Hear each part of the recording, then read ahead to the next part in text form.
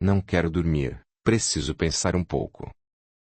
Não sei o que é nem como se desencadeou essa volta ao passado. Se eu dormir agora, como farei para voltar depois?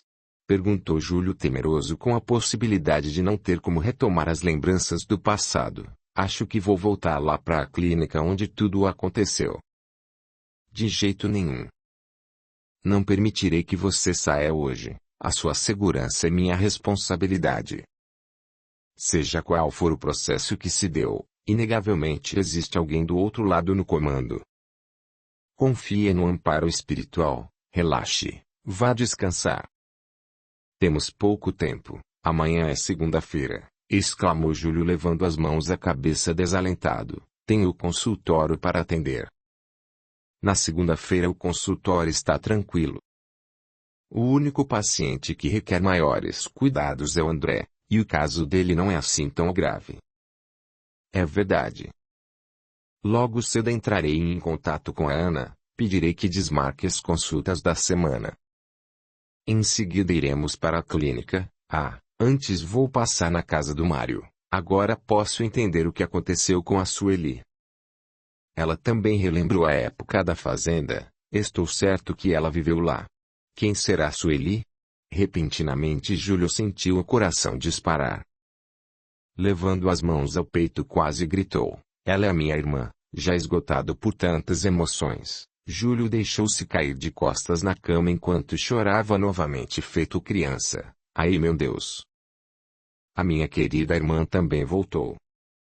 Eu quero abraçá-la, Ana Maria. Eu preciso vê-la agora. Ai, quanto dor, meu Deus, a minha alma dói. A minha irmãzinha querida sempre esteve junto de mim. Os meus sentimentos sempre estiveram presentes, pois amei a Sueli desde o dia que eu soube da gravidez da Carminha. Eu a vi nascer, acompanhei sua vida até hoje com o desvelo de um irmão. O nosso sentimento é recíproco. Preciso contar a ela agora mesmo. Júlio. Recomponha-se. Você não vai a lugar algum, olhe só o seu estado. Cansado, emocionado, fragilizado e febril.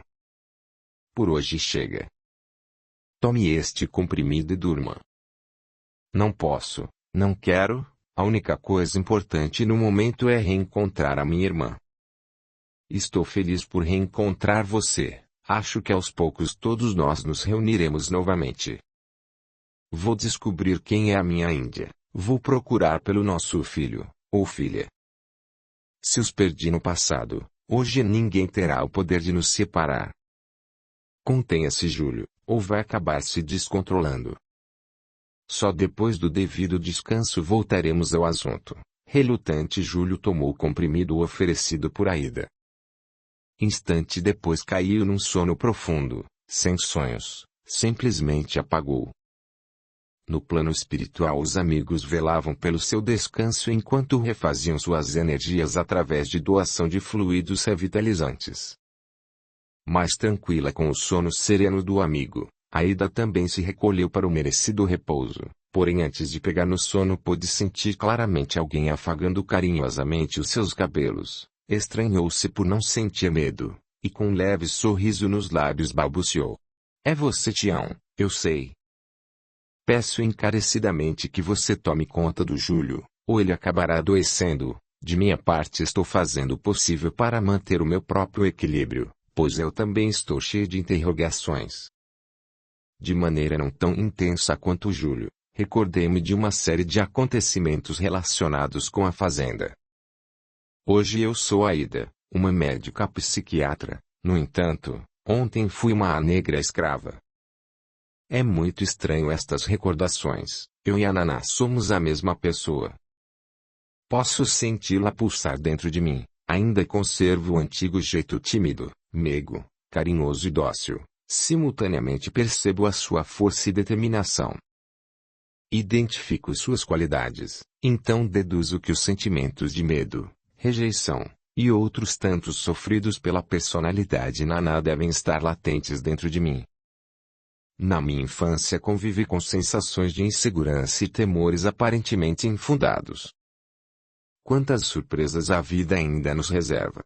Vencida pelo cansaço, Aida adormeceu. Durante o sono seu espírito desprendeu-se do corpo lançando-se em uma viagem para além do espaço físico terrestre. Fascinada, via em velocidade estonteante as estrelas se aproximando. No primeiro momento, temeu chocar-se contra elas, mas seu corpo leve continuava indo, transpondo o espaço sem entrechoques. Gradativamente a velocidade diminuiu com suavidade e seus pés descalços tocaram o solo arenoso do pico de uma montanha. África, exclamou Naná, Aida com veneração. Sua voz ecoou. A força dos ventos propagou para o norte, sul, leste e oeste o seu eco. Mãe África. Raízes fortes mantém ligados os nossos corações através dos séculos. Mãe. Sobre ti ouvimos falar, ouvimos cantar. De ti aprendemos aos nossos ancestrais amar. Mãe África. Mãe distante. Mãe presente. Filhos saudosos, filhos ausentes. Mãe. Teus filhos longínquos em teus corações abrigam a saudade, a nostalgia, a vontade de conhecer-te a face. Mãe. Sequestrados atravessamos além-mar. Em outro continente fomos parar. Mãe. Teus filhos fortes, bravos guerreiros. De povo cativo que lá chegou. Cativou o coração da nova nação, o Brasil. Aida calou-se. Novamente viu-se lançada no espaço aéreo, e na mesma velocidade estonteante alcançou outra montanha de onde enlevada ouviu ressoar pelos quatro cantos, enquanto lágrimas de ventura e reconhecimento banhavam seu rosto. Brasil. Tua terra regada com suor, sangue e lágrima da Mãe África, foi fecundada. Finalmente nascestes de um parto moroso. E assim como todo recém-nato, surgistes belo e formoso. Teu choro foi ouvido além-mar. Teus ancestrais a te abençoaram, fazendo de ti filho dileto dos orixás. Capítulo 16. Reflexão. O aroma delicioso de café despertou Aida. Espreguiçando-se gostosamente ela pensou. Que delícia, um cafezinho fresco logo ao acordar. Tomara que tenha pãozinho quente. Acho que estou com fome, também depois de aventurar-me de um continente a outro, que sonho fantástico. Sentando-se na cama, ainda sonolenta, procurava recordar de todos os detalhes do sonho, só então se deu conta de onde estava. A lembrança dos acontecimentos da noite anterior a fez estremecer. Como eu pude dormir tanto, e se ele foi sozinho para a clínica? Como pude ser tão irresponsável? Recriminou-se.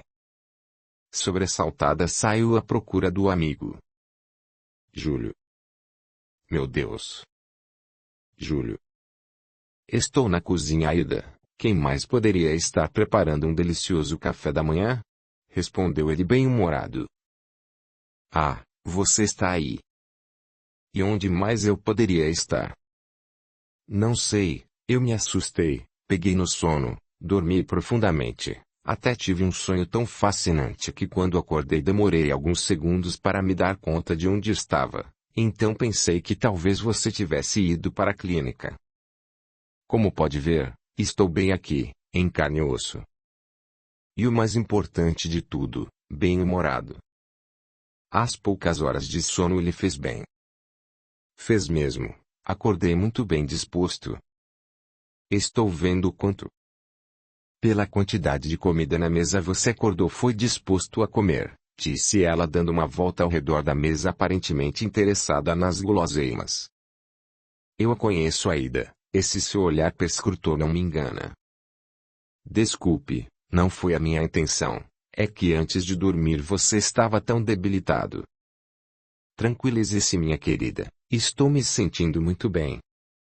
O sono recompôs minhas energias, creia-me, estou realmente bem. E, você se lembra de tudo? Minuciosamente. Lembro-me de cada pormenor. No entanto, aquela sensação angustiante passou completamente. Mas, vamos conversar enquanto comemos. Você também deve estar faminta. Sente-se. Enquanto termino de preparar a mesa, você conta o seu sonho. Obrigada, Júlio, mas vou fazer a minha toalete. Depois eu conto a minha aventura. Não demoro, prometo. De volta à mesa, sentindo-se mais segura com a postura serena de Júlio, Aida sentou-se. Olhando dentro dos olhos, perguntou: Então, Júlio, Romério não assusta mais? Você está mesmo disposto a ir para a clínica e investigar a fazenda? Não, Romério não me assusta. E sim, estou pronto para a clínica. Antes, porém, teremos uma longa conversa. Acordei cedo, e estou refletindo sobre os últimos dias, que no meu parecer equivalem a 40 anos. Recuperei o raciocínio prático, consegui ordenar a minha mente. Estou priorizando as coisas de acordo com a sua devida importância. Em primeiro lugar, preciso reparar a minha conduta em relação a você. Só agora me dei conta do quanto tenho sido egoísta. Egoísta comigo? Egoísta, sim. No nosso caso, não somos terapeuta e paciente. Você está diretamente envolvida na minha história de vida, assim como eu estou na sua. Além do que, estamos emocionalmente ligados desde outras vidas, como acabamos de constatar. Durante todo esse processo estive unicamente envolvido comigo mesmo, esquecendo-me da pessoa Aida que agora se descobriu Naná. A primeira é médica, a segunda foi uma escrava, não menos amada e respeitada por mim, se bem que, o tormento imposto pela condição da escravidão certamente foi muito difícil de viver. Eu quero saber como refletiu em você essa descoberta. Quais foram as emoções despertadas quando você se recordou e se viu como Naná, a negra escrava propriedade do Sr. Coronel Fagundes? A última frase foi dita com uma certa revolta, a qual não passou desapercebida por Aida. Interessante o seu questionamento em relação à personalidade Naná. Antes de adormecer, fiquei refletindo sobre ela. Ao tomar conhecimento da presença dela dentro de mim, pude entender algumas sensações inexplicáveis que às vezes me assaltavam quando eu era criança, tais como apreensão, isolamento, temor. Outras vezes sentia-me sendo vigiada. Lembro-me perfeitamente que durante a infância eu pedia consentimento para tudo, até para comer ou dormir. A princípio meus pais achavam engraçadinho o meu jeito. Orgulhavam-se da menina bem educada. Mais tarde se preocuparam, visto que eu já estava bem crescidinha. Passei então do conceito de menina bem educada para o de menina insegura, dependente para tudo. No entanto, eles conseguiram contornar bem a situação. Oportunamente incentivavam-me a ser uma pessoa independente. Hoje é até engraçado lembrar quando o papai ou a mamãe me dizia que eu era livre para tomar minhas próprias decisões. Eu ficava meio desconfiada, disse Aida sorrindo. É que a frase, você é livre para tomar suas próprias decisões, soava estranha para mim. Como se fosse um eco ganhando uma dimensão imensa, parecia algo inalcançável. Só agora consegui entender. Naná teve uma vida inteira de obediência. Reclusa em uma fazenda, ou seja, foi restrita ao espaço físico da casa grande. Contudo, não tenho queixas, consegui lidar bem com esses sentimentos e sensações, eles não chegaram a me prejudicar. Um dia, inesperadamente, um grande alívio tomou conta de mim. O meu peito se abriu, senti-me invadida por uma onda de alegria tão intensa que posso senti-la até hoje. Essa sensação marcou-me profundamente. Devo isso ao apoio recebido dos meus pais, e agora posso afirmar que devo principalmente ao comportamento interior da Naná, visto que interiormente ela era uma pessoa riquíssima, possuidora de sentimentos elevados. O entendimento de vida que ela continha era muito abrangente, e pensar que ela mal sabia se expressar verbalmente. O espírito de Naná é o de uma grande alma. Ela se doou para as pessoas a quem sempre amou, com ternura, com desprendimento. Não me lembro de nenhum sentimento de revolta ou de baixa autoestima. Ela não exigia muito da vida. O essencial para ela sentir-se feliz era muito pouco relacionado com o nosso padrão de exigências. As suas crianças, a sua sinhá, um teto, um prato de comida e um canto para descansar o corpo lhe bastavam. Nanai não ambicionava nada além de cuidar, principalmente, do Romero, o seu grande tesouro. Interiormente sentia-se realizada, conhecia bem o uso medicinal das ervas, confiava na vida, nos seus orixás e tinha o respeito de todos na fazenda que sempre recorriam aos seus préstimos terapêuticos quando doentes ou acidentados por ferimentos leves. Às vezes quando o Dr. Antunes chegava, ela já tinha feito o trabalho dele com eficiência. Audiolivro realizado pelo canal Surya Chand Audiobook. Naquela época a vida era tão árdua que não se tinha tempo para crise existencial, vivia-se um dia após o outro. Meiga por natureza, Naná olhava a vida com carinho, até o coronel ela entendia, e se penalizava da condição dele, pois sabia que a maldade está em quem a pratica, embora os outros sofram as suas consequências, quem se penaliza é aquele que abriga na alma. Eu preservo em mim as qualidades da Naná, o gosto pela medicina. A curiosidade de entender o comportamento humano foi conquistado naquela época. A facilidade de expressar os sentimentos com gestos e atitudes, também os mantenho. A Naná é a base da minha personalidade como a Ida, que hoje em outra sociedade, numa época em que a mulher alcançou seu espaço, pode se expressar de forma mais autêntica. Em você, meu amigo, reconheço as qualidades do Romero, um grande homem, de espírito aventureiro, corajoso, autêntico, incorruptível, e acima de tudo justo e amoroso. No entanto, a sua negação em aceitar as coisas impostas por um regime político, religioso, ou patriarcal, às vezes o confundem com as imposições feitas pela vida, a nossa grande mestra. Atento Júlio prestava atenção redobrada em sua amiga, pois havia ali uma mistura de personalidades. Aida falava, mas Naná estava muito presente, agora com o poder de verbalizar seus pensamentos. O seu desafio, o seu grande desafio será aceitar o que você não pode mudar, e deixar que a vida se encarregue disto. Este foi o ponto fraco deixado por Romero para você fortalecê-lo, ser humilde em aceitar a vida como ela é. Pois, contrariando as nossas expectativas, a vida não é imediatista. É imprescindível frisar que o passado é o passado. Nunca dê força aos sentimentos antigos de revolta ou a qualquer outro sentimento negativo. A Naná foi uma escrava propriedade do coronel Fagundes. Ninguém pode mudar isso. O importante foi o aprendizado adquirido por ela enquanto durou seu tempo de cativeiro. Você, por sua vez, deve e pode mudar os seus antigos padrões de comportamento e pensamento. Suas crenças podem ser ajustadas. Feitos os ajustes, você estará apto a retomar o seu trabalho alcançando o objetivo inicial que teve origem na época do Romero. Com certeza a vida está trabalhando para reunir todos aqueles interessados diretamente neste processo. De minha parte, você sabe que pode contar com o meu total apoio e dedicação. Não se julgue egoísta, afinal sou parte interessada em concluir o nosso trabalho. Aida, minha querida, você sempre esteve presente em minha vida norteando meus momentos de indecisão e de insegurança. Não sei a quem agradecer, mas sinto-me grato por tê-la sempre ao meu lado.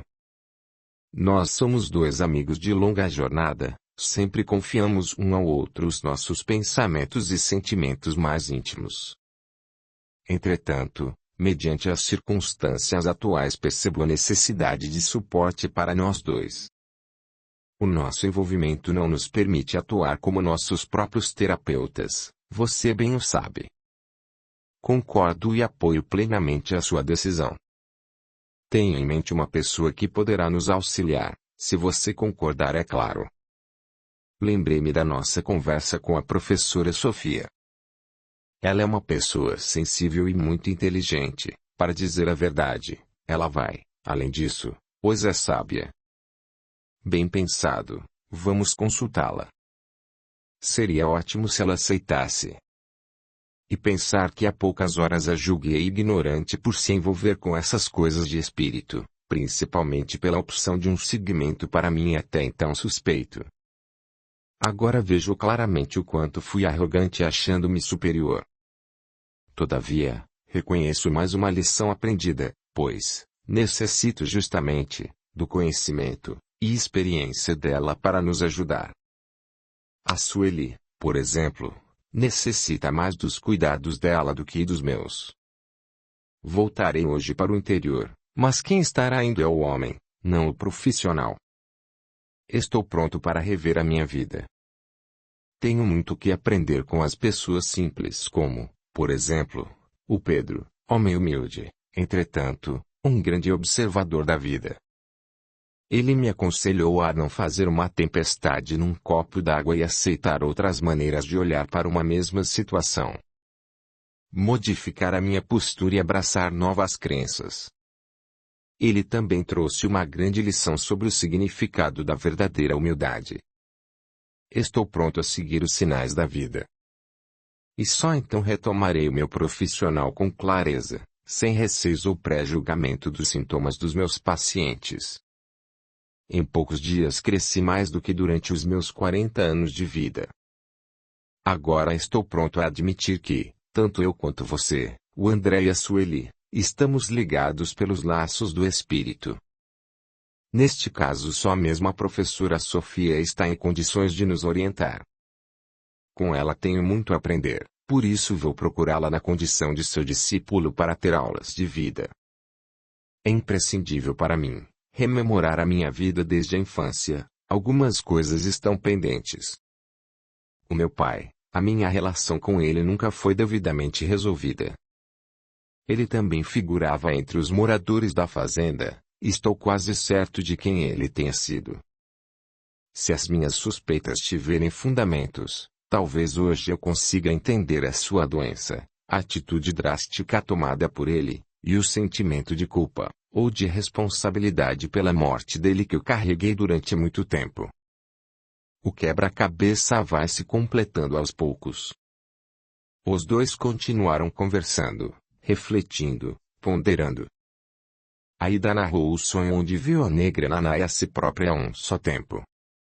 África, Nigéria e América do Sul, Brasil, tão distantes e tão próximos, tanto quanto ela Naná africana e a Aida brasileira. Relembraram animadamente a conversa com Sofia, concordaram em procurá-la em seu terreiro de Umbanda, onde ela atendia a quem recorresse à sua orientação espiritual. Realmente a vida nos ensina, você tem razão, ela é a grande mestra. Quem diria que eu, Dr. Júlio, entraria num centro espírita, para minha maior perplexidade, umbandista, pedindo aconselhamento a uma mãe de santo? Comentou Júlio balançando a cabeça de um lado para outro enquanto sorria conformado com a nova realidade. Quanto preconceito nós carregamos. Capítulo 17. O desaparecimento de André. Foram interrompidos pelo toque persistente do telefone. Júlio foi atender a contragosto. Alô. Bom dia. Doutor Júlio? Perguntou uma voz trêmula de mulher. Sim, sou eu. Graças a Deus o encontro. Aqui é Débora, mãe do André. Bom dia, dona Débora. Algum problema com o seu filho? A senhora me parece ansiosa. O André sumiu, doutor Júlio. Há horas estamos aflitos procurando por ele. Ninguém o viu, ninguém sabe onde ele está. Estou muito preocupada. Se ele teve uma daquelas crises, pode estar perdido, vulnerável a todo tipo de perigo. Ele telefonou para o senhor ontem à noite. Será que ele mencionou alguma coisa, qualquer coisa que sirva como pista? Lembrando-se vagamente do telefone ter tocado na noite anterior, Júlio não soube responder imediatamente, deixando Dona Débora mais aflita com o seu silêncio. Alô, doutor. O senhor sabe de alguma coisa? Um momento, dona Débora. A minha assistente, a doutora Aida, está aqui me dizendo que foi ela quem atendeu o telefonema do seu filho. Vou passar para ela, logo em seguida converso com a senhora. As duas mulheres conversaram por algum tempo. Sinto muito, mas infelizmente não tenho maiores informações. Como eu disse, conversamos rapidamente. Não, senhora, em momento algum ele mencionou a necessidade de marcar uma consulta. Ai, meu Deus! O doutor Júlio era minha última esperança. Não sei mais o que fazer. E se ele teve uma amnésia? Tenha calma, dona Débora, não pense no pior. No momento não podemos fazer nada a não ser esperar por notícias. Vamos confiar que ele voltará são e salvo para casa. O Júlio está pedindo para a senhora nos manter informados. De nossa parte informaremos imediatamente, caso ele nos procure. As duas se despediram e mal Aida recolocou o fone no gancho e voltou a tocar. Desta vez era o Pedro, funcionário da clínica. Gaguejando, quase não conseguia falar. Respire fundo, Pedro, relaxe, senão você não vai conseguir falar nada. Ou então coloque alguém na linha que esteja em condições de falar, pediu Júlio. Do jeito que você está, algo de muito grave deve ter acontecido. Passaram-se alguns segundos de silêncio até que Pedro voltasse a falar. Pronto, doutor, já respirei, agora acho que consigo falar, continuou ele gaguejando menos. Em primeiro lugar, peço desculpas por incomodar o senhor, mas está acontecendo muita coisa estranha aqui. Se eu não fosse um homem corajoso, tinha ido embora para casa durante a madruga. O que aconteceu de tão grave, para assustá-lo tanto? Assustado é pouco. O senhor não vai acreditar em mim, mas vou falar mesmo que o senhor pense que fiquei louco. Só tem uma coisa, já vou avisando, me internar o senhor não vai não. Fala, homem, estou esperando. Seja lá o que for, não vou interná-lo, prometo, disse Júlio achando graça do seu medo de ser internado. A clínica, quero dizer, a fazenda, os escravos, o feitor, tá todo mundo aqui, eu posso jurar. Tá cheio de assombração pedindo socorro. Pedro estava realmente assustado com os fantasmas, mas a resposta de Júlio o deixou atordoado. Eu vou lhe pedir um favor, estou indo para a clínica, não vá embora. Vamos conversar pessoalmente. Não se preocupe com os espíritos, a intenção deles não é de assombrar ninguém, eles estão realmente precisando de ajuda. Só mais uma coisa, alguém mais viu os espíritos, Pedro? O doutor, que não se ofenda com a pergunta, mas o senhor tá querendo me enganar? Perguntou com dificuldade de pronunciar as palavras. A sua pergunta não tem fundamento. Alguma vez o enganei, Pedro? Já dei motivos para não confiar em mim? Não, senhor, nunca. Você gaguejou muito para responder, não me pareceu convicto da sua resposta. É que, bem, o senhor aceitou assim sem discutir. Eu falei de assombração e o senhor não achou graça, a sua prosa mudou, tá até falando em espíritos.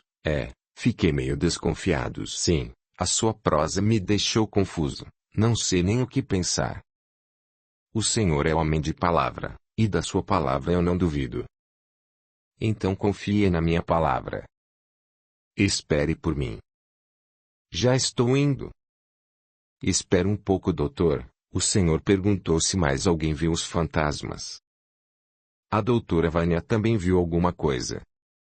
Mas o pior ainda não é isso, não, senhor. Pior?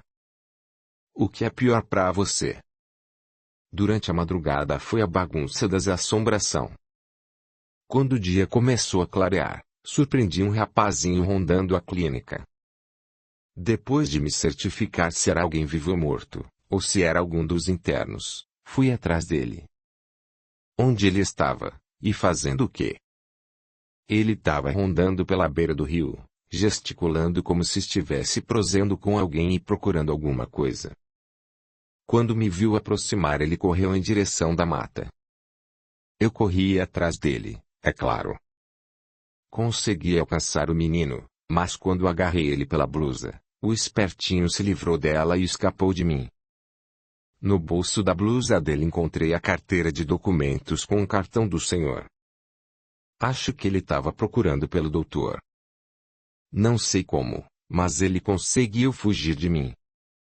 Olha que eu sou bom na corrida, o senhor sabe, disse Pedro, nunca perdendo uma oportunidade de ressaltar as suas qualidades, de agilidade, de bom capoeira, de coragem e etc.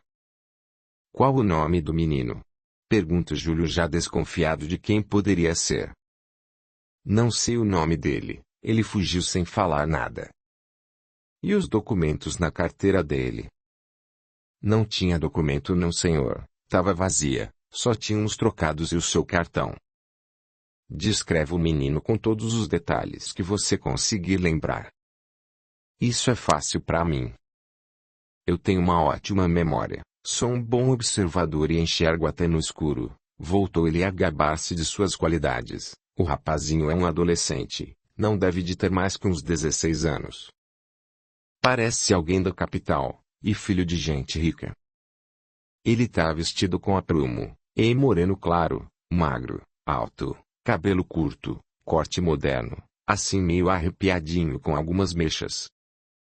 Está usando calça jeans, tênis de boa marca, jaqueta preta de couro, foi essa que ficou na minha mão. É. Tá bom, Pedro, já é o suficiente. Fique de olho, não deixe o menino sair do terreno da clínica. Júlio despediu-se de Pedro. Imediatamente ligou para a residência de André, sua mãe atendeu esperançosa. André, é você meu filho? Não, senhora, aqui é o Dr. Júlio, desculpe decepcioná-la. A senhora pode descrever o que o seu filho estava vestindo quando saiu de casa? Posso sim, verifiquei o armário dele. Ele está usando a mesma roupa de ontem. Calça jeans, tênis, jaqueta de couro. De cor preta. É essa mesmo. Alguém deu notícias do meu filho? Onde ele está? Acabei de receber um telefonema da minha clínica, onde um funcionário identificou um jovem com as mesmas características do André. Existe a possibilidade de ser o seu filho. Como esse menino foi parar na clínica? Ele sabia que o senhor estava no seu apartamento.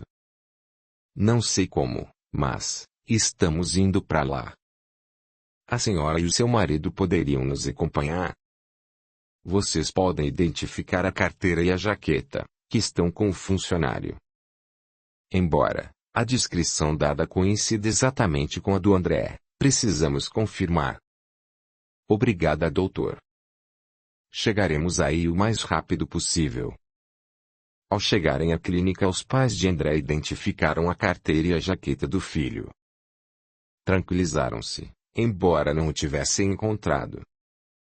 Sob a orientação de Pedro, vários funcionários se dividiram em grupo iniciando a busca pela vasta região. Pedro fez questão de acompanhar Júlio. Enquanto procuramos o menino fujão, vamos proseando, doutor. O senhor precisa se inteirar do que está se passando por aqui. Essa madrugada foi infernal, eu nunca tinha visto tanta assombração de uma vez só. Era de arrepiar. Tanto que várias vezes os médicos e os enfermeiros de plantão vieram pro lado de fora preocupados com a barulheira vinda lá dos lados do jardim que o senhor mandou construir, aquele onde ficava a senzala. A doutora Vânia foi quem ficou mais assustada, ela jura que viu um negro correndo. Se o senhor não tiver uma boa prosa com ela, é bem capaz dela pedir as contas. A pobrezinha ficou muito assustada, tanto que gaguejava mais do que eu. Você acha, Pedro, que esses espíritos estão rondando por aqui pelo simples prazer de assustar as pessoas? Não, senhor. Já que o doutor está disposto a me ouvir, vou falar com toda a franqueza. Não acredito em assombração, não, senhor.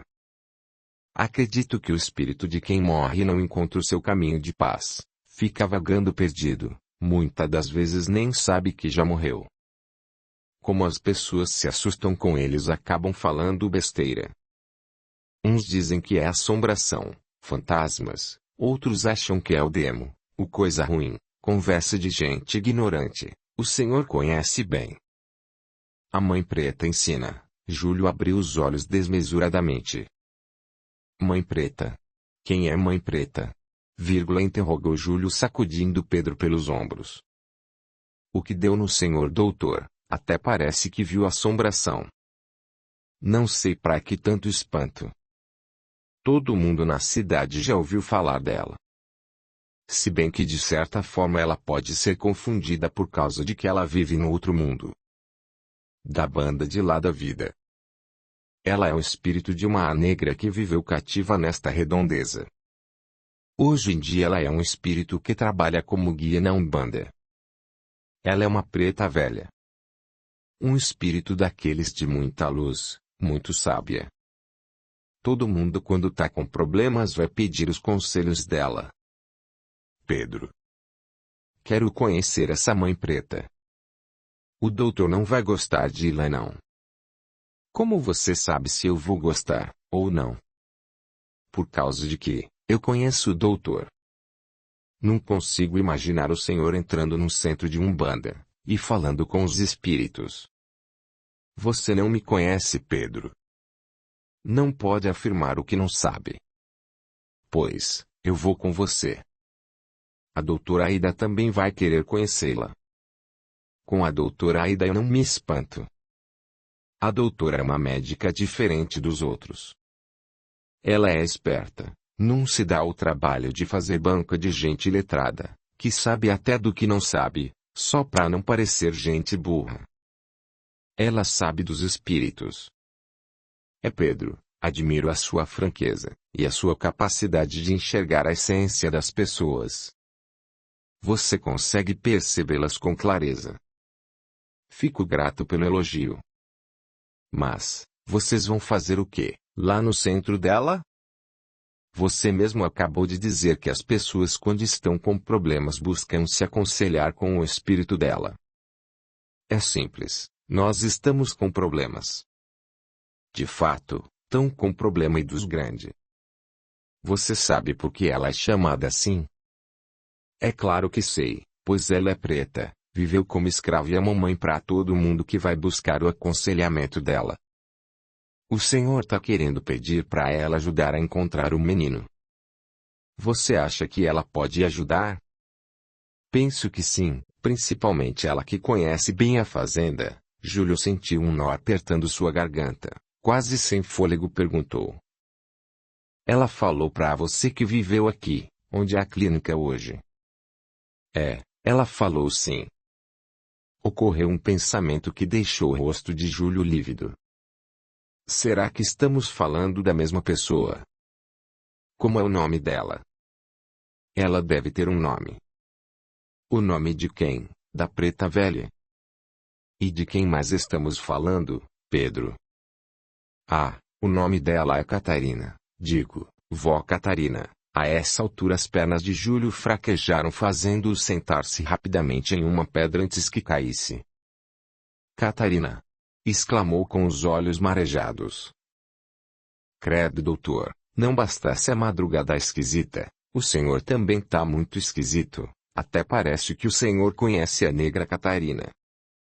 Conheço muito além do que você possa supor, as palavras saíram sussurradas de seus lábios trêmulos. O que o senhor disse? Deixa pra lá, Pedro, não foi nada. Você sabe se ela teve uma filha? A preta velha, a avó Catarina? Não sei não, senhor. Não estou entendendo uma coisa, Pedro. Antes você se referiu a ela como mãe preta, agora a está chamando de vó. Vó Catarina é o nome dela. Quando a gente conversa com ela, nós chamamos ela de vó. Mas, na verdade ela é a mãe preta de todo mundo. Tem gente que acabou apelidando até a médium que incorpora ela de mãe preta. O senhor entendeu? Não importa, Pedro. Fica combinado assim, Vamos com você conhecer o centro. Por mim tudo bem. E se o rapaz não for encontrado hoje, os pais dele voltam para a capital? Não, não creio. Enquanto não encontrarem o filho, eles não voltam para casa. Se for necessário, vou pedir aos meus amigos para hospedá-los. Deixá-los em um hotel só faria aumentar o desespero deles. Eu tô achando muito difícil encontrar esse menino hoje. Para assumir desse jeito ele só pode estar se escondendo, e só vai aparecer quando resolver falar com alguém. Você deve estar cansado, Pedro, ainda não dormiu. Vá para casa, descanse um pouco, mais tarde passo por lá.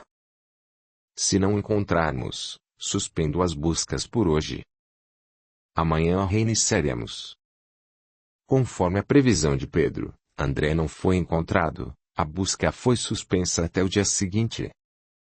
Júlio convenceu os pais de André a se hospedarem na casa dos seus amigos.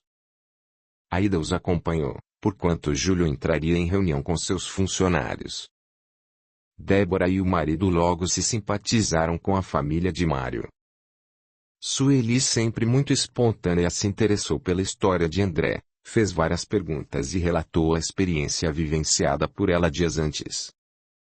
Identificando-se com a história do rapaz, propôs aos seus pais recorrerem à ajuda espiritual.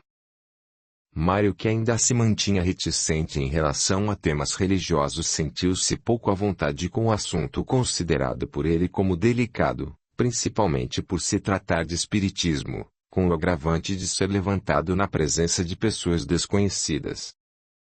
Percebendo o constrangimento do pai, Sueli sentou-se ao seu lado segurando-lhe a mão, continuou com firmeza de quem sabe do que está falando.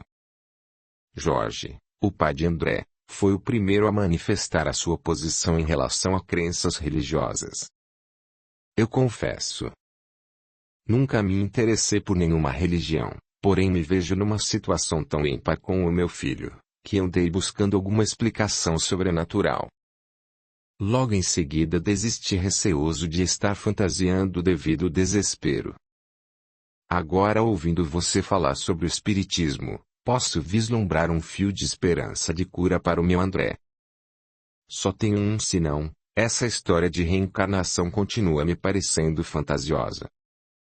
Eu também, disse Débora, me vi propensa a buscar orientação no espiritismo, mas, quando ouvi alguma coisa sobre reencarnação, achei um absurdo. Como Deus permitiria a um espírito cheio de pecados entrar no corpo de um nenenzinho, que acaba de nascer tão inocente? Seria uma grande injustiça com o pobrezinho. Se você permitir, Sueli, eu gostaria de responder a esta questão. Com todo prazer passo a palavra a você, Aida, assentiu Sueli. Muitas pessoas incorrem no mesmo equívoco que a senhora, ao interpretarem a reencarnação como a entrada de um espírito no corpo de um bebezinho recém-nascido. Se essas pessoas buscassem informações mais acuradas sobre o processo reencarnatório, não incorreriam na interpretação infundada. Antes de opinar sobre qualquer assunto, devemos nos informar, estudar, pesquisar sobre o tema. Aí sim, teremos base para formar opinião. Serei breve no meu comentário. Posteriormente, se for do interesse de vocês, existe uma vasta biblioteca abordando o tema. O espírito reencarnante toma posse do corpo que lhe é dado como veículo físico para se manifestar no mundo material logo na sua concepção. Isto é, a partir do momento que lhe foi dada a oportunidade de retomar a sua vida terrena, um novo corpo lhe é destinado. No entanto, o espírito já traz consigo a sua própria índole. Vivências anteriores são fatores decisivos no contexto social e familiar do reencarnante. Exatamente, disse Sueli retomando a palavra, a senhora Dona Débora, e o senhor Jorge, nunca se questionaram sobre as diferentes condições de vida das pessoas? Enquanto umas nascem belas e saudáveis, em famílias de bom poder aquisitivo, com todo o aparato para sua boa formação moral e intelectual, outras nascem deficientes, doentes, ou barra inversa e em total desamparo socioeconômico. Algumas são desejadas e amadas, enquanto outras são indesejadas e rejeitadas. Contudo, as condições externas não determinam a boa ou a má índole, pois nós encontramos em todas as camadas sociais e níveis culturais. E assim, um sem fim de exemplos poderiam ser citados. Como eu posso encontrar respostas para o que está acontecendo com o meu filho, através da reencarnação? Indagou Jorge. A reencarnação nos possibilita olharmos para a vida sob outra perspectiva, como a imortalidade do espírito, por exemplo. No caso do André, acredito que ao reencarnar ele trouxe consigo um compromisso com a mediunidade. Por enquanto não estou preparada para discorrer sobre o tema, que para mim também é novo. Conheci-o há poucos dias através de uma amiga que veio em meu auxílio. Não sei o que pensar, a saúde mental do meu filho me aflige sobremaneira. O André veio e fala com amigos invisíveis, comentou Jorge desesperançado. Ele é um menino tão bom, não merecia estar passando por tanto sofrimento, lastimou-se Débora. Dê-se a oportunidade de considerar o comportamento do seu filho como incomum, não como doença, pediu Aida. Mesmo sendo médica, a senhora acredita na existência de amigos invisíveis? Perguntou o pai, oscilando entre aceitar ou não a hipótese do comportamento estranho do filho ser apenas incomum. Acredito sim. O fato de algo ser invisível não quer dizer que não exista. O senhor pode ver o ar, a eletricidade. Não pode, não é mesmo? Entretanto pode senti-los. E as células que compõem o seu corpo, ou um germe, um verme, um vírus? Também não. No entanto, com auxílio de aparelhos específicos podemos vê-los e até estudá-los. Considere pelo menos a possibilidade de que talvez seu filho, a exemplo dos aparelhos, tenha algo a mais, uma sensibilidade capaz de captar coisas fora do nosso alcance. Desculpe interromper, o jantar está pronto, anunciou Nair. Agora quem vai se desculpar sou eu, Júlio está me aguardando lá na clínica. Nós temos um compromisso inadiável, sinto não poder continuar. O assunto é muito interessante e, quanto mais discorremos sobre este tema, mais a nossa capacidade de percepção se aguça. Acredito que os amigos espirituais se aproximam como agentes facilitadores do nosso entendimento. É verdade, o fenômeno me chamou a atenção, às vezes falo coisas que eu não sabia que eu sabia, comentou Sueli. Acontece muito comigo também, disse Aida despedindo-se com a promessa de retornar no dia seguinte logo pela manhã. Sueli acompanhou até o carro. Provavelmente somos médiuns, você não acha, Aida? Acredito que sim. Aliás, se for possível gostaria de conversar com a sua amiga Sofia o mais rápido possível. O Júlio também está muito interessado em voltar a conversar com ela. Principalmente sobre vidas passadas. Verdade? Eu mal posso acreditar nos meus ouvidos.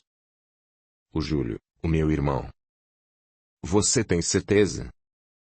Aí, que notícia maravilhosa. Você pode ficar tranquila, amanhã mesmo eu marco com a Sofia.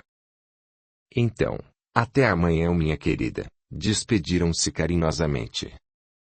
Sueli adentrou a casa exultante por saber que Júlio estava mudando seu ponto de vista em relação aos fenômenos espirituais.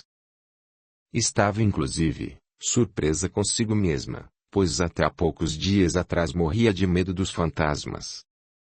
Como podemos mudar tão radicalmente, assim de uma hora para outra? Perguntou-se. A resposta não tardou a vir. Sueli ouviu alguém respondendo. Quebrando as resistências, minha filha querida. Capítulo 18. O centro. Por volta das 20h30, Júlio e Aida estacionaram de frente a um prédio ladeado por um gracioso jardim. Pedro os acompanhou a um salão imenso, onde se despediu do casal, uma vez que voltaria para a clínica, pois assumira o compromisso de não deixar o jovem André sair às escondidas. Ele próprio não admitiu confiar a missão a outra pessoa. O casal de amigos adentrou o recinto observando atentos o ambiente simples, mas aconchegante. A mobília consistia em um grande número de bancos dispostos em espaços regulares, no fundo do salão um altar iluminado por lâmpadas e velas coloridas, algumas imagens e muitas flores. Foram recebidos por uma senhora simpática de nome Aparecida. Boa noite, é um prazer recebê-los em nossa casa. Não sei se o Pedro comentou, mas hoje não é dia de atendimento ao público. No entanto, a nossa dirigente vai atendê-los. Só estamos aguardando a chegada de um dos professores substitutos, por isso peço desculpas se demorarmos um pouco. Nós não fomos informados a respeito do horário de atendimento. Acredito que o Pedro tomou a liberdade de nos trazer devido à emergência da situação. Esperaremos o tempo necessário, não se preocupe conosco, afinal somos nós quem estamos causando o transtorno, explicou-se Júlio. Não é transtorno nenhum, estamos acostumados a atender casos de emergência. Por prevenção temos os professores substitutos escalados para cada dia da semana, comentou Aparecida com um sorriso amigável. Obrigada pela gentileza, agradeceu Aida perguntando a seguir sobre os cursos. Às segundas-feiras as aulas são relacionadas à Umbanda e à mediunidade. Às terças-feiras sobre o povo africano e seus legados à nossa cultura. Às quartas-feiras temos o curso de ervas, o seu uso medicinal e ritualístico. Às quintas-feiras, o tema é livre. Às sextas-feiras praticamos o desenvolvimento mediúnico. Aos sábados os nossos trabalhos são abertos ao público em geral. Esporadicamente abrimos aos domingos para facilitar às pessoas de outras localidades alguns cursos intensivos, como é o caso de hoje. Aparecida finalizou indicando um corredor lateral convidando-os a acompanhá-la para serem apresentados à dirigente espiritual da casa. Surpresos, Júlio e Aida se depararam com Sofia aguardando-os em uma confortável sala. Professora Sofia! Exclamaram os dois. Não entendi a surpresa de vocês, disse Sofia sorridente. Que coincidência! Nós não sabíamos que você e a dirigente da casa onde Pedro frequenta é a mesma pessoa. Há pouco pedi para a Sueli marcar um horário com você para amanhã, respondeu Aida apressando-se em cumprimentá-la. Eu não acredito em coincidências. Sem dúvida alguma, fomos reunidos mais uma vez por determinação da espiritualidade. Sofia, você é a Mãe Preta? Perguntou Júlio incrédulo. Sofia. Mãe Preta, balbuciou enquanto ouvia mais uma vez nitidamente a voz da pequena escrava dizendo. Sofia de Mãe Preta e pai índio, segurando a cabeça entre as mãos, combalido pela emoção, Júlio caiu de joelhos entregando-se a um choro convulsivo. Sofia com a ajuda de Aida o conduziu para o sofá. Calma Júlio, respire fundo, pediu Sofia enquanto lhe oferecia um copo d'água. Ao tomar a água Júlio engasgou. Repentinamente começou a se debater em busca de ar, semelhante a quem está se afogando. Júlio, respire fundo, pediu Sofia. A correnteza é muito forte, não estou conseguindo alcançá-la. Imediatamente Aida identificou Romero. Não é o Júlio Sofia, é o Romero, depois explico o que vem acontecendo nos últimos dias. Naná, Naná. Cadê você? Eu a perdi, meu Deus. Naná, Romero continuava gritando enquanto lutava contra a correnteza. Exausto, quase sem fôlego não conseguia combater a força das águas que começou a puxá-lo rio abaixo. Estava prestes a perder os sentidos devido à quantidade de água ingerida, quando sentiu um par de mãos fortes arrastando-o no sentido da margem do rio. Me solta, preciso encontrar a Naná. Eu não vivi até o dia de hoje para assistir o meu senhorzinho morrendo afogado, disse Tião tentando prendê-lo à corda amarrada em sua cintura. Se aquiete, senhorzinho, ou vamos morrer os dois. Não, não, eu não saio sem a Naná, teimou antes de perder os sentidos. Ele tá bem amarrado, pode puxa, gritou Tião nadando com dificuldade, mantendo seu sinhozinho preso junto ao corpo. Às margens do rio, vários escravos puxavam a corda, enquanto outros choravam ou rezavam. A um dado momento os dois afundaram. Audiolivro realizado pelo canal Surya Chand Audiobook. Puxem, puxem, força, gritava Ana Maria desesperada, rápido, ou vamos perdê-los. Aliviados, viram Tião nadando bravamente, vencendo a correnteza, aproximando-se da margem. Ele conseguiu sair da correnteza, gritou Ana Maria correndo para dentro d'água. Obrigada, Tião. Que Deus o abençoe por ter salvado a vida do meu irmão mais uma vez, agradeceu a jovem entre lágrimas, e a Naná. Cheguei tarde por demais, sinhazinha, a pobrezinha não conseguiu se salvar. E o meu pai? Eu vi o corpo do senhor coronel se arrebentando nas pedras. Voltando a si, Romero se desesperou. Não. A minha mãe preta, Naná, chamava Romero, olhando para as águas revoltas. Deus. Orixás. Vocês não salvaram a minha mãezinha. Eu não acredito. Recuso-me a aceitar uma maldade desta. Ela não merecia uma morte tão terrível. Vocês não fizeram nada para impedir. Nada.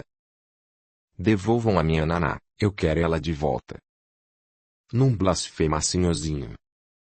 A Naná é filha de Oxum, agora ela voltou para casa, tá com a mãe, agora é uma mulher livre. Porque a Oxum a deixou morrer, e poupou a minha vida. Porque os orixás estão sempre me poupando. Vocês deveriam ser poupados por eles, não eu. Só os orixás têm conhecimento de certas coisas, meu filho, respondeu Catarina, que acabara de chegar. Nós ainda não entendemos muito do propósito de vida para cada um de nós. Todo acontecimento neste mundo tem a sua razão de ser. Um dia, quando estivermos prontos, nós vamos nos deparar com o porquê de tanta coisa sem explicação para o nosso entendimento no dia de hoje. O que a senhora está dizendo faz sentido, mas eu não posso aceitar a perda da Naná. Desde que me entendo por gente, ela sempre esteve presente em todos os momentos. A minha vida será vazia sem ela. Ela sabe quanto você a ama. Do reino dos orixás ela continuará amparando e amando seu senhorzinho. Conforme-se, meu filho, Deus sabe o que faz. Algumas coisas, mesmo quando não as entendemos, precisamos aceitar e tocar a vida pra frente. Agradeça por estar são e salvo. Dedique-se às pessoas que o amam, e cujas vidas dependem de você. Não pensem que estou sendo ingrato. Estou sofrendo tanto quanto vocês, a perda de pessoas queridas, disse Romero olhando carinhosamente para cada rosto sofrido que o fitava timidamente. A Fia foi embora com o pai índio dela. Foi embora levando um filho meu na barriga, sequer sei o destino deles. E agora a Naná também se foi. Filho, a Naná se foi para a eternidade, você não pode mudar nada. De tempo ao tempo, as coisas hão de se ajeitar. Quanto à Fia, as notícias voam, certamente ela ficará sabendo que agora você é o único senhor destas terras e voltará para você. Foi tudo culpa do João. Se ele tivesse feito como eu pedi, nada disso teria acontecido. O idiota se deixou pegar pelo meu pai. Os pobres dos negros que estavam escondidos na gruta morreram todos. Esqueça, meu irmão, pediu Ana Maria, você fez o possível para salvá-los. E deu no que deu. Como pode um ser humano abrigar tanto ódio no coração? O meu pai. Ele não era humano. Desejo que a alma dele esteja ardendo no inferno. Não fala assim, senhorzinho, ele era mau, isso ele era mesmo, mas ainda assim ele era o seu pai. Ele judiou do meu povo, mas foi um bom pai pro senhorzinho, isso o senhorzinho não pode negar. Deixa ele por conta do julgamento da justiça dos orixá. Um bom pai? Ele me levou para o tronco. Foi você quem me salvou das mãos dele, Tião, ou ele teria matado sem piedade, a mim, seu próprio filho.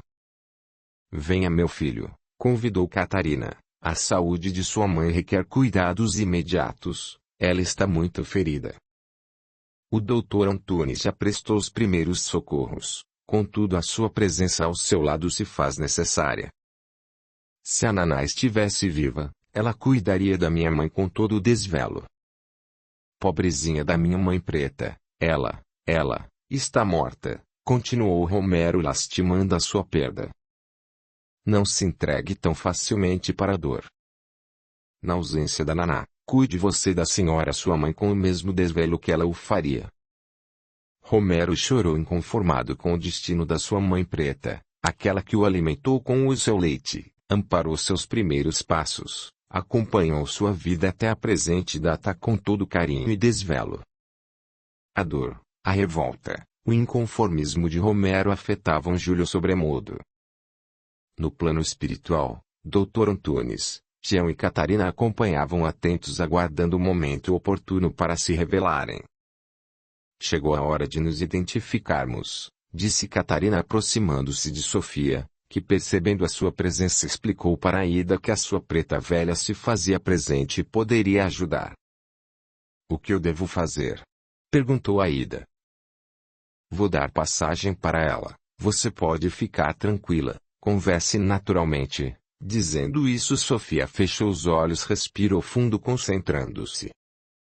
Poucos segundos se passaram e seu corpo curvou-se levemente para frente. Da sua fisionomia transfigurada emanava um quê de meiguice. Sua voz expressava um sotaque desconhecido por Aida. Com doçura ela falou: que nossos orixás abençoem a todos nós hoje e sempre.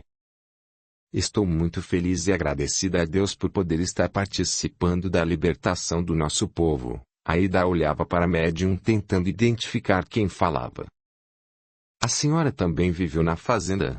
Perguntou insegura. Desculpe, mas não sei se posso fazer perguntas. É claro que pode, minha filha. Na medida do possível tentarei explicá-las. A nossa conversa vai ser fácil, uma vez que você também se recordou da sua experiência vivida na época da fazenda do Coronel Fagundes. Todos nós nos orgulhamos muito de você. Enquanto Naná, você viveu sua vida com dignidade. Agora, como doutora, continua seguindo seu caminho com a mesma firmeza de sempre. Eu sou a negra Catarina e continuo do lado de cada vida, orientando e socorrendo nosso povo. Catarina. A enfermeira do Dr. Antunes. É você mesma? Sim, senhora doutora Aida, sou eu mesma, não em carne e osso, como vocês costumaram dizer um pro outro, disse a preta velha sorrindo. Então é possível mesmo falar com os mortos? Desculpe, é. Não se preocupe, minha filha, a nega véia entendeu. Tenho tantas perguntas, nem sei por onde começar. Eu me lembrei de muita coisa sobre a Naná, no entanto não me lembro de ter morrido afogada. Nós vamos conversar muito. Antes, porém, vou socorrer o doutor, respondeu Catarina. Aproximando-se dela, espalmou as mãos sobre sua cabeça, aplicando-lhe um passe e fazendo-o dormir profundamente. Agora sim, ele vai dormir um pouco para refazer as energias. Tião e o Dr. Antunes estarão cuidando do seu refazimento. Enquanto aguardamos, continuemos o nosso assunto. Aproxime-se de mim, vou tocar em sua fronte para ajudá-la a rememorar o episódio ocorrido pouco antes do desencarne da Naná. Embora consciente do momento presente, Aida se viu novamente como Naná. Era o entardecer, o Coronel Fagundes gritava alucinado. Romero, venha cá, seu traidor miserável, quem veio correndo foi Naná. O que tá acontecendo, coronel? Para o senhor Tana essa brabeza com o menino. Saia da minha frente, negra maldita, berrou o coronel atirando a pobre escrava contra a parede. Dona Teresa, ouvindo a gritaria, correu em socorro de Naná. Senhor meu marido, por Deus! O que aconteceu de tão grave e para deixá-lo transtornado a ponto de agredir a pobrezinha? A senhora Dona Teresa, Não se atreva a questionar as minhas atitudes. Onde se meteu o infeliz do seu filho? Hoje eu mato aquele traidor maldito. Trêmula diante da reação violenta do marido, Dona Teresa, embora atemorizado, enfrentou. O senhor não ouse tocar no meu filho, atreveu-se a dizer. O coronel a calou com uma bofetada violenta, atirando-a ao chão. A culpa é toda sua, mulher ordinária, gritou enquanto chutava a esposa, mulher incapaz de me dar filhos, e o único que me deu é um traidor ordinário, mas eu mato o desgramado, eu mato. Naná, atordoada pela agressão sofrida, levantou-se com dificuldade tentando socorrer a sua sinhá. Não bate nela, coroné, tenha piedade. Socorro. Acudam. O coroné tá matando a sinhá Teresa. E vou matar você também, negra maldita. Desvairado, o coronel chutava as duas mulheres. Ana Maria correu aos gritos de socorro e teve o mesmo destino de pancadarias. Tião, ouvindo a gritaria das mulheres, saiu à procura de Romero. Encontrou-o desolado atrás da senzala, chorando a morte dos negros massacrados pela fúria incontida do pai, que acabara por descobrir a gruta onde eles escondiam os negros fujões, para posteriormente entregá-los aos cuidados dos índios, que os conduziriam mata adentro até suas aldeias. Senhorzinho. Senhorzinho, o coronel tá matando a Naná, a sinhá e a sinhazinha de pancadaria. Corre, pede por socorro, ele tá falando que vai matar o senhorzinho também. Ignorando a recomendação do negro Tião, Romero correu em direção à casa grande. Ao vê-lo, o coronel deixou as mulheres e partiu feito uma fera para cima do filho. Eu o mato, desgraçado. Filho ingrato. Traidor.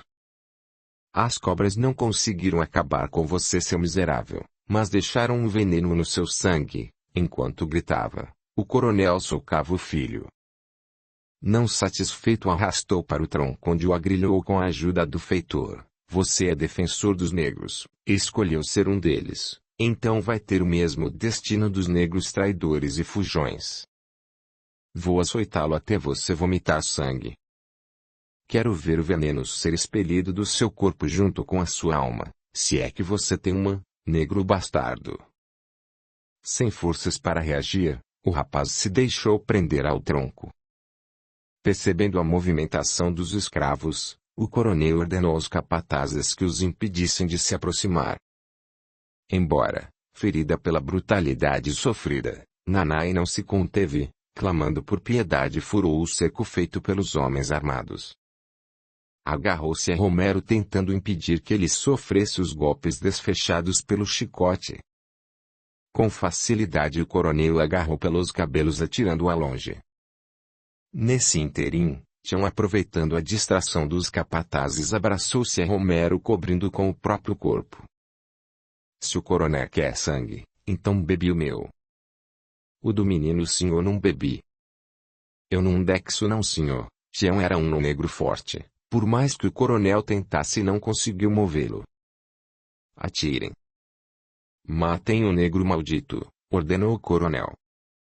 Mas, senhor, se a gente atirar nele, a bala pode acertar o seu filho. Saia daqui, Tião, pediu Romero, pelo amor de Deus, saia. Ele vai matá-lo. Não saia, senhorzinho, não vou permitir o meu senhorzinho apanhar. Eu aguento a pancadaria. Ninguém vai me tirar daqui, nem morto eu saio. Enfurecido com a resistência do escravo, o coronel pôs-se a chicoteá-lo. O sangue escorria pelas costas de Tião, porém, não se moveu um centímetro sequer, aguentando firme o castigo. Inconformado com a resistência do negro, o coronel ordenou ao feitor que o ajudasse. Eu mato vocês dois. Esbravejou o coronel, afastando alguns passos, tomando certa distância, abrindo espaço ao feitor. Antes que este descesse o braço armado pela chibata, viu-se empurrado por um escravo que gritava a plenos pulmões.